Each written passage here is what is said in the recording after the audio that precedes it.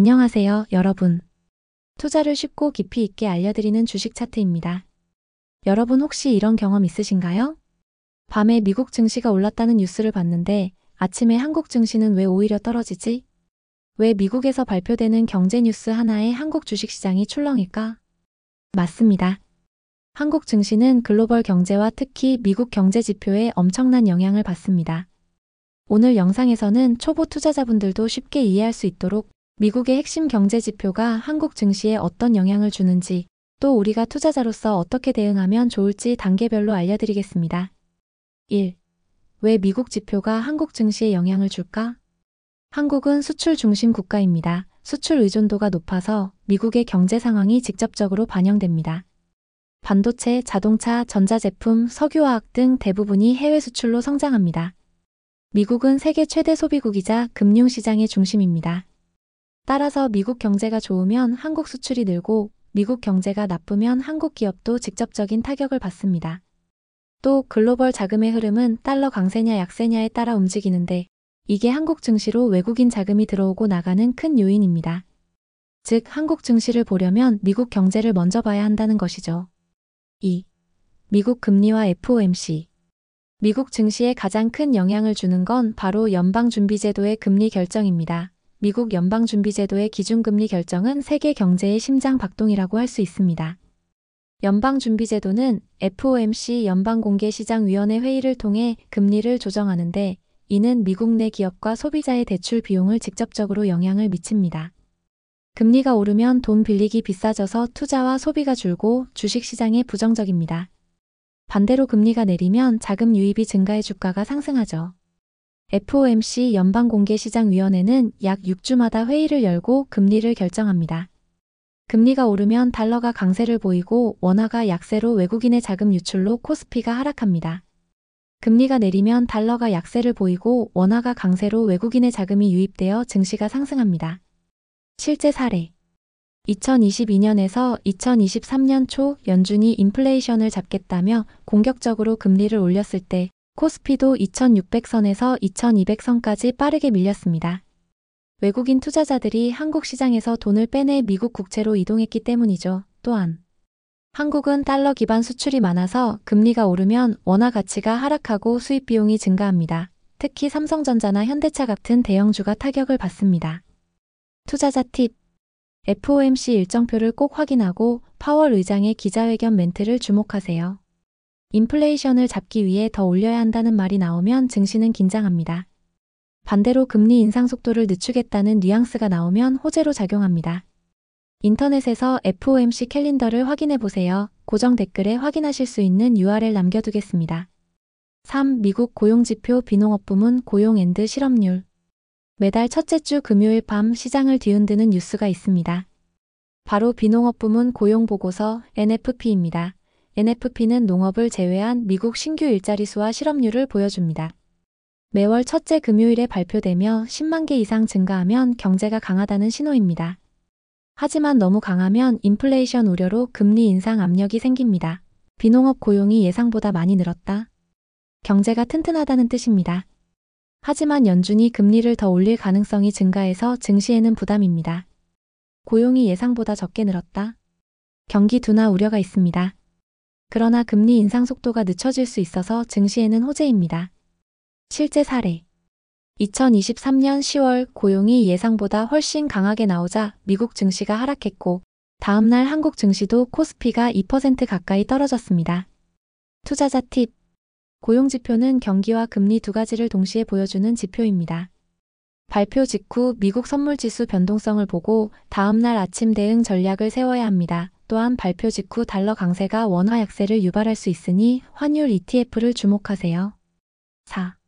물가지표 CPI&PCE. 물가지표는 요즘 특히 중요합니다. CPI 소비자 물가지수는 매달 발표하며 가장 잘 알려진 지표입니다. CPI는 미국 소비자들이 사는 상품과 서비스의 가격 변화를 측정하는 지표입니다. 주로 식료품, 주택, 교통비 등을 포함해 월별로 발표되며 연간 상승률이 중요합니다. CPI가 높으면 인플레이션이 심하다는 신호로 연준이 금리를 올릴 가능성이 커집니다. PCE, 개인 소비 지출 지수는 연준이 더 중요하게 보는 물가지표입니다. 물가가 높게 나오면 금리 인상 압력이 가중되어 증시가 하락합니다. 물가가 낮게 나오면 금리 부담이 완화되어 증시가 상승합니다. 실제 사례 2022년 6월 CPI가 40년 만에 최고치로 나오면서 연준이 초강력 긴축에 나섰습니다. 그때 한국 증시도 단숨에 2300선 아래로 밀렸죠. 한국의 주요 수출품인 반도체와 전자제품은 미국 소비시장에 의존합니다. CPI가 안정되면 미국 소비가 증가해 한국 기업 매출이 오르지만 고 CPI는 금리 인상으로 이어져 한국 수출주가 하락합니다. 투자자 팁 CPI 발표는 한국 시간 기준 밤 9시에서 10시 사이에 나옵니다. 미국 증시 반응을 보고 한국 증시의 다음날 장 시작 분위기를 미리 가늠할 수 있습니다. 5. 성장지표 GDP 분기마다 발표되는 미국 GDP 성장률도 큰 변수입니다. GDP는 미국의 총생산량으로 소비, 투자, 정부 지출, 수출입을 합친 지표입니다. 분기별로 발표되며 연율화 성장률이 핵심입니다. 2% 이상이면 건강한 성장으로 봅니다. 예상보다 높게 나오면 경제가 강하다는 뜻입니다. 하지만 긴축 장기화가 될 우려가 있습니다. 예상보다 낮게 나오면 경기가 둔화되었다는 뜻입니다. 기업 실적 우려가 있습니다. 실제 사례 2020년 코로나 팬데믹 초반 미국 GDP 성장률이 마이너스 30% 이상 급락하자 글로벌 증시가 패닉에 빠졌고 한국 증시도 1400선까지 밀렸습니다. 한국은 미국의 반도체, 자동차를 많이 수출합니다.